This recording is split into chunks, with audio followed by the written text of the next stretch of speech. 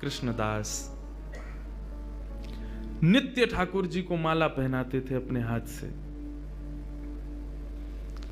महाभारत में अनुशासन पर्व में भीष्म पितामह कहते हैं कि यदि कोई व्यक्ति 12 वर्ष तक बिना नागा किए एक नियम का पालन करे तो 12 वर्ष के उस नियम का प्रभाव ये होगा, जिस देव को चाहेगा, जिस ब्रह्म को चाहेगा, जिस रूप को चाहेगा अपने सामने प्रकट कर सकता है।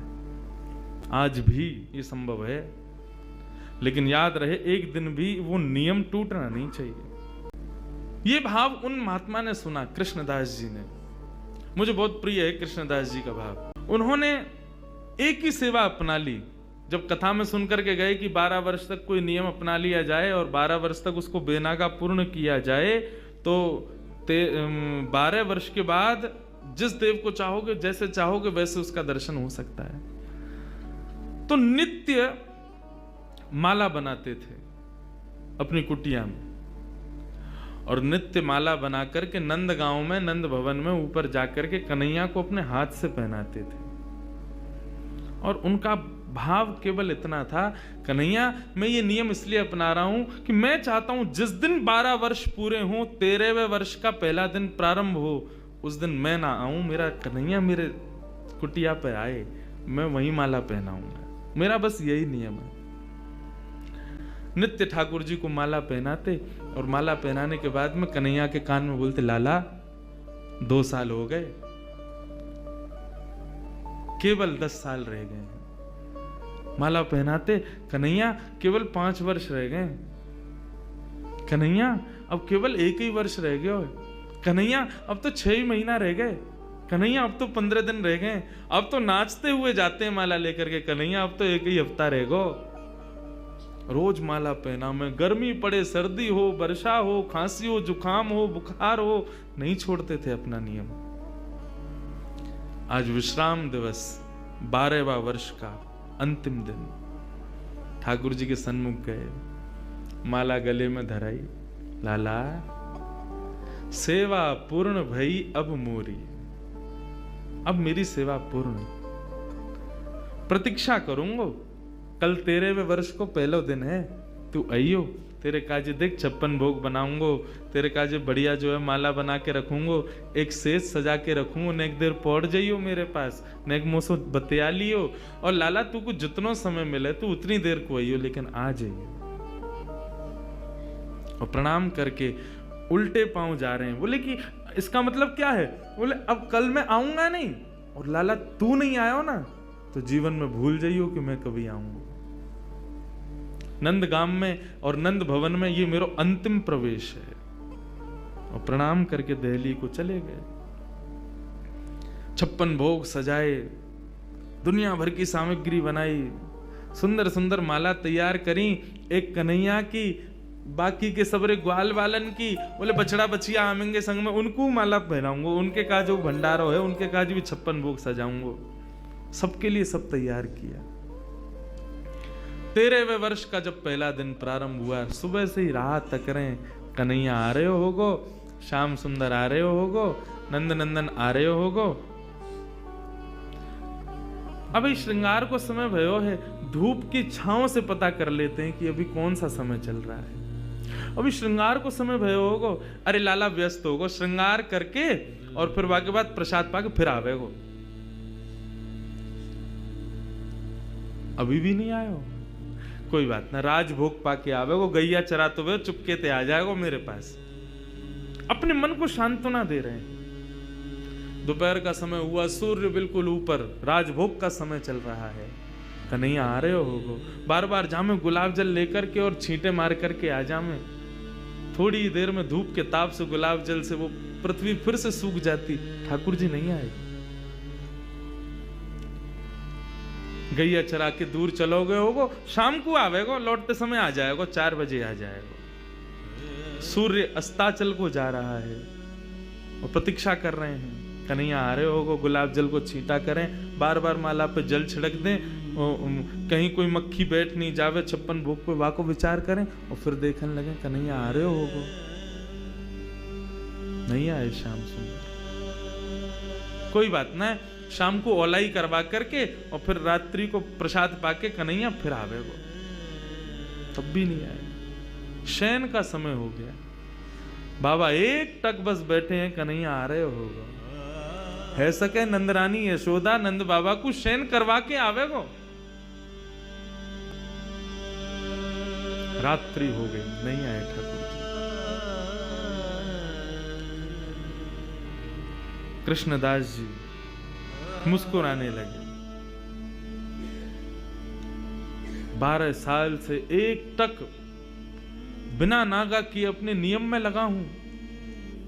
आज तक कुछ नहीं मांगा कन्हैया से, केवल ये मांगा कि मेरी कुटिया पे आ जाइयो, मेरे हाथन से माला पहनो, वामू श्रम हेरोया को। तुरंत अपने 56 भोग को पूरा एक पोटला बनायो, माला उठाई, सब सामान वहां से तुरंत धर लियो और कुटिया में तालो लगा करके बाबा निकल गए नंदगांव से। बोले जीवन में नहीं आऊंगा, मेरे जीवन को सबसे बड़ा अपराध है कि मैंने 12 साल या कन्हैया को दे दिए या श्याम सुंदर को दे दिए। अरे काय बात को श्याम सुंदर, काय बात को कन्हैया, काय बात को दयालु, एक भक्त की एक मनोकामना ना पूरी कर सके, ना रहनो अब यहां पे। जैसी जाने लगे तो मार्ग में गायों का झुंड जा रहा था। जैसे उस झुंड में प्रवेश करने लगे, सोचते हुए जा रहे हैं, कुछ विचार नहीं हो रहा है। जैसे भीतर प्रवेश करने लगे, इतने में ही एक ग्वारिया आया और ग्वारिया ने आकर के हाथ पकड़ो, बाबा बाबा बाबा गैया चढ़ जाएंगी ऊपर। पीछे मुड़ करके देखो तो नन्नो सो एक बालक, ऊंची धोती पहनी, सिर पर स्वाफा पहनो भयो है और एक लठिया को अपने कंधा पे लगा करके वापस दोनों हाथन को टांग करके और बाबा के पास आयो है। बाबा गैया चढ़ जाएंगी, अभी मत जाओ, गैयान को जान दो पहले। बाबा बोले कौन की गैया है ये? बोले नंद बाबा की गैया हैं। कितनी गैया और हैं? बोले अभी बाबा बहुत हैं। कितना समय लगेगा? बोले बाबा अभी समय लगेगा, इन्हें सबन ने जान दो, फिर तुम चले जाइयो, तब तक यहां बैठ जाओ, आ जाओ, नेक मोते बतिया लो। बाबा बैठ गए, पूछने लगे कहां से हो, क्या हो, कैसे, कहा, सब बात चलन लगी। बोले वो सब बाद में बताऊंगा, बाबा ये बताओ या में तो देसी घी की सुगंध आ रही है या मैं कहा धरो भीतर? बोले अब कहा बताऊं तो को, ये छलिया माखन चोर ऊपर बैठो का कपटी एक नंबर को, या के काजे 56 भोग बनायो, आयो नहीं, जा रहा हूं छोड़ छाड़ के। बाबा तो फिर या को का करोगे? बोले आप का करूंगा, नेक दूर जाके मैं खा लूंगा। बोले नेक दूर जाके का खाओ, यहीं खा लो, नेक नेक मुंह को दे दियो। बाबा बोले हाँ ठीक है भाई, चल यहीं खा लें। पोटली खोल करके सब निकाल के सामग्री और बाबा ने खाई, ले तू भी ले ले। बाबा मेरे हाथन में गोबर लग रहा है, गंदे हरे धोबे जानो पड़ेगो, कहां ते जल लाऊंगो? तो कैसे होगी? बोले आप खवाए दो ना अपने हाथ से। बाबा बोले अच्छा, ऐसे ही तेरो स्वामी ऐसी सबरे गांव के बहु सेवा करवावे, तुम सेवा करवा लो। जान भी प्रेम ते ना दे रहे मुंह को, अब वो अपनी सेवा करवावे गो, पूरा गांव ही 100 है। बाबा एक स्वयं पामे और प्रभा सेवा ग्वारिया को पवा में, फिर स्वयं पामे, फिर ग्वारिया को पवा में। पवाते पवाते पवाते बाबा ने जैसी ग्वारिया को देखो, नेत्र लाल पड़ गए, नेत्रों से अश्रुधार बह रही है। बोले अब रोका ही को रोए? बोले मैं यहां हमारे रो रहा हूं बाबा, तुमने आज माला ना धराई मुंह को। बाबा ने कही कौन है हो तुम? इतने में ठाकुर जी खड़े भये, श्याम स्वरूप प्रकट भयो, मोर मुकुट प्रकट भयो, लकुटी प्रकट भई, वंशी प्रकट भई। ठाकुर जी को सर्वांगीण स्वरूप प्रकट है गयो और प्रकट है करके बाबा को दर्शन देने लगे। बाबा मैं आ गयो, प्रसाद पा लियो, ले माला पहना मुंह को। आज मेरो पूरे दिन मन ना लगो, क्योंकि 12 साल से रोज तेरे हाथन की बनी माला नित्य मेरे अंग को स्पर्श करती। मुंह को ऐसा ना लगता कि माला स्पर्श कर रही है, मुंह को लगती कि मेरो कृष्णदास मुंह से लिपटो भयो है। आज पूरे दिन व्याकुल रहो बाबा में, मुंह को जल्दी अपनी माला पहना, और तू माला पहना के आज मेरो आलिंगन कर ले। कृष्णदास क्रोध में देख रहे हैं, नहीं पहनाऊंगा, आज नहीं पहनाऊंगा, आज ये माला किसी और के गले में जाएगी। ठाकुर जी बोले कौन के गले में? बोले मैं यह विचार कर रहा हूं कि मैंने बरसानो जावे को मन बनायो तो कन्हैया प्रकट है गयो। यदि ये माला जाकर के किशोरी जी को ही धरा दूंगो और वहीं जाकर के उनके चरणन में ही रहूंगो, जहां जावे की इच्छा मात्र से कन्हैया प्रकट है गयो। यदि वहीं निवास करूंगो तो कन्हैया तो रोज आवेगो। ठाकुर जी हाथ पकड़े, पांव पकड़े, कृष्णदास बोले अब ना रुकूंगा, अब तो किशोरी जी के चरणन में ही जाके रुकूंगा। सीधे दौड़े, पीछे पीछे ठाकुर जी दौड़ रहे, अरे बाबा रुक जा, अरे नेक रुक जा, मेरी सुन तो ले। बोले जो कहनी है मां अदालत में आके पेशी करियो, अब तो मैं वहीं रहूंगा। दौड़ करके गए और जाकर के सबसे पहले अपना नाम बदलो, अब ते मैं राधा दास।